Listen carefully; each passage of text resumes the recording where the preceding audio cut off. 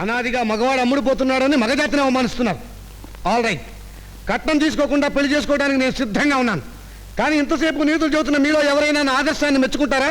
నాలో ఉన్న అభ్యుదయాన్ని గౌరవిస్తారా? లేదు. నాలో ఏదో లోపం ఉంది కనుకనే కట్నం అక్కర్లేదంటున్నానని గేల్ చేస్తారు. అవునా?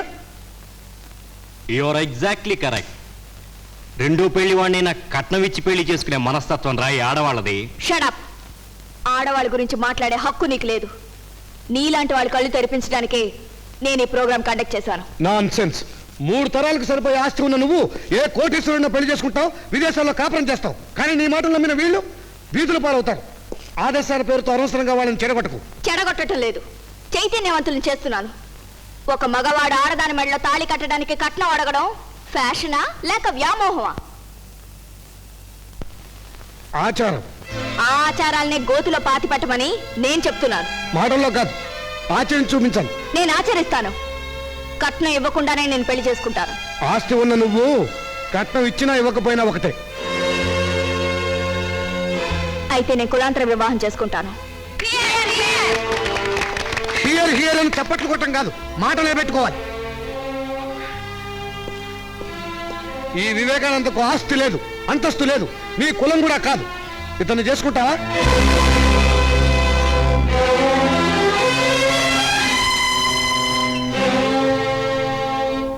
ఏ అలా మౌనంగా నిలబడ్డావే? ఇప్పటిదాకా ఆదర్శం ఆదర్శం అని చెవులు తుప్పొదిలించిన నీ గొంతు మూగబోయిందే. ఇంకెక్కడ గురు, అమ్మాయి గారి పని అయిపోయింది.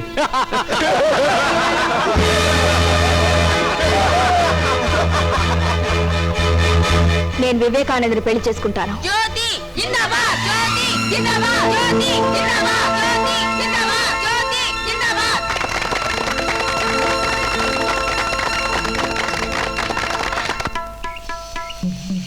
జ్యోతి గారు, నన్ను వివాహం చేసుకుంటానని 10 మంది ముందు ప్రతిజ్ఞ చేశారు. స్టూడెంట్స్ అందరూ నన్ను ఎగతాళి చేస్తున్నారు. నిజంగా మీరు నన్ను పెళ్లి చేసుకుంటారా? చేసిన వాగ్దానాన్ని నిలబెట్టుకోలేకపోవడానికి నేనే రాజకీయ నాయకురాలని కాదండి. మిమ్మల్ని ఆదర్శ వివాహం చేసుకోవాలనుకున్నాను, చేసుకుంటాను. మీ ఉన్నతమైన నిర్ణయానికి నా అభినందనలు. కానీ నాకు చిన్న సందేహం. మనం కులాంతర వివాహం చేసుకోబోతున్నాం కదా, మనకి పుట్టబోయే పిల్లలు సంఘంలో ఎలాంటి పరిస్థితిని ఎదుర్కోవాల్సి వస్తుందో. ముందు మన పెళ్లి కానివ్వండి, తర్వాత వాళ్ళ సమస్యలను ఎలా పరిష్కరించాలో ఆలోచిద్దాం. ఒకవేళ ఆదర్శ వివాహానికి మా నాన్న అంగీకరించకపోతే మిమ్మల్ని ప్రేమించాలని అబద్ధం చెప్పైనా సరే ఆయన నొప్పిస్తాను.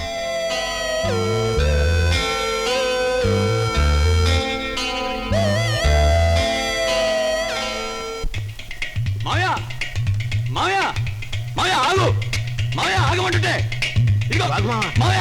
నువ్వు ఆగరా, పిచ్చి రామయ్య, తప్పుకో. నీకు కావాల్సిన కట్నమే కదరా.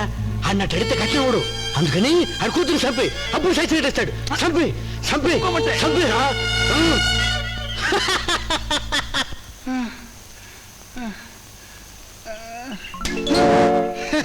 అల్లుడు నువ్వా? బాగున్నావా? ఏమిటి పిలుస్తుంటే పరిగెత్తుకుని వచ్చారు? నువ్వు పిలిచావా?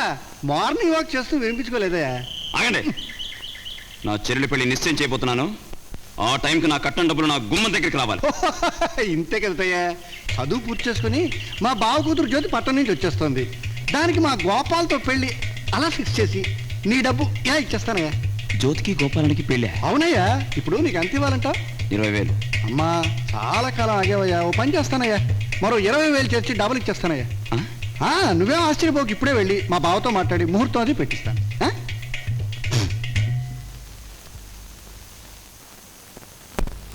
బావా, ఇంత ఆస్తి సంపాదించావు, నీకున్నది 2 ఆడపిల్లలు. ఒక ఆడపిల్లకి పెళ్లి అయిపోయింది, రెండో పిల్ల నా కోడలు కాబోతోంది. నువ్వు సంపాదించినంత నాకు చాలు, ఇంక సంపాదించడం ఆపే. ముందు నువ్వు ఇలాంటి తప్పుడు మాటలు మాట్లాడటం మానేయ్. బావా బావా అని పిలవగలిగినంత మాత్రం నాతో బియ్యి వందలేవయ్యా. నా కూతురు గొప్పింటి కోడలవుతుంది, విదేశాల్లో కాపురం ఉంటుంది.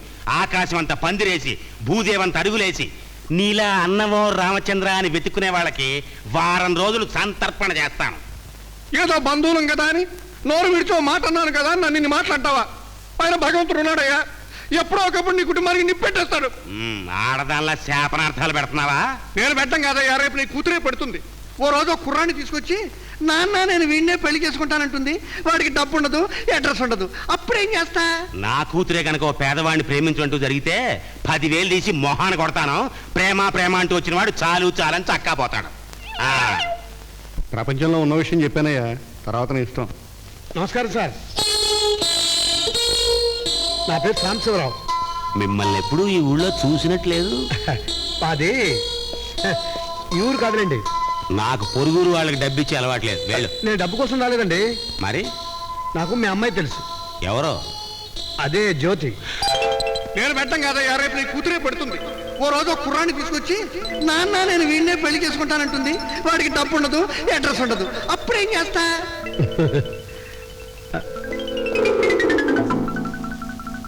అరే, నేను ఎవరో ఏమిటో తెలుసుకోకుండానే నాకు ఇంత మర్యాదలు చేస్తున్నారంటే నేను చెప్పబోయేది మీరు ముందే ఊహించారన్నమాట. నేనేం ఊహించలేదు కానీ విషయం చెప్పు. క్షమించండి, ఎంతవరకు చెప్పానో అదే మా మర్చిపోయాను. అమ్మాయి జ్యోతి నీకు తెలుసని చెప్పావు. తెలుసంటే మామూలుగా కాదు, మేమిద్దరం ప్రేమించుకున్నాం, పెళ్లి చేసుకుందామని నిర్ణయించుకున్నాం కూడాను. ఈ పెళ్లి జరగదయ్యా. ఈ ప్రేమలు చేదస్తాలు నాకు గిట్టావు. చూడండి నీలకంఠం గారు, ఆవేశపడగలిగిన వయసులో ఉండి కూడా నేను నిదానంగా మాట్లాడుతున్నాను. నిదానంగా ఆలోచించాల్సిన మీరు ఆవేశపడుతున్నారు. నిజానికి మీ అమ్మాయి జ్యోతి గుళ్ళో పెళ్లికి సిద్ధమైతే నచ్చ చెప్పి శాంతపరిచి నేను ఇలా మీ దగ్గరికి రాయబారానికి వచ్చాను. రాయబారమా? అవును, మేం పెట్టిన షరతులకు ఒప్పుకుంటే సాయంత్రం రైల్లో మీ అమ్మాయి ఇక్కడికి వస్తుంది. ఒప్పుకోపోతే రైలు మాత్రమే వస్తుంది. నీ కులం ఏమిటి? మీ ప్రశ్న నాకు అర్థం నీ కాలేదు. కులం ఏమిటి అని అడిగాను. మానవ కులం. ఆస్తి మాత్రం ఉంది.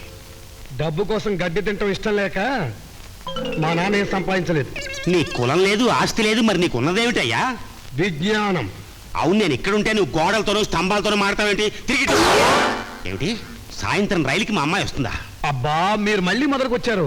మీరు మా పెళ్లికి అంగీకరిస్తేనే జ్యోతి ఇక్కడికి వస్తుంది. మీరు కాదంటే నాతో ఎక్కడికైనా వస్తుంది. ఇది జ్యోతి నిర్ణయం.